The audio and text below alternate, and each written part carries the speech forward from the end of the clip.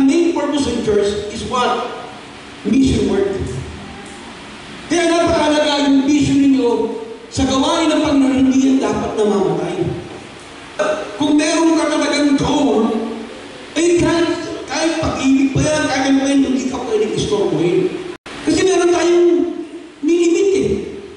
Meron tayong inaabot na goal. Ganon din sa iglesia, sa gawain ng Panginoon, lalo na pag sa gawain ng Panginoon, ano bang goal natin is to reach people for Jesus Christ.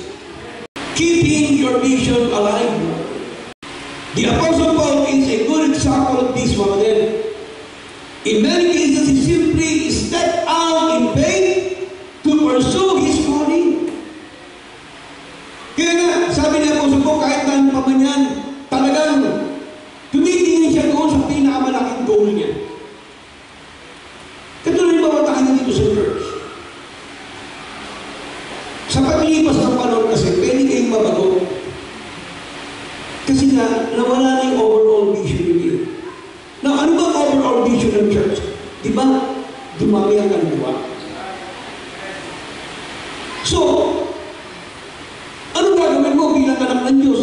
Magdala ka ng kaluluwa pa isa-isa. Pa isa-isa buwan-buwan. Kahit isang buwan, isa lang.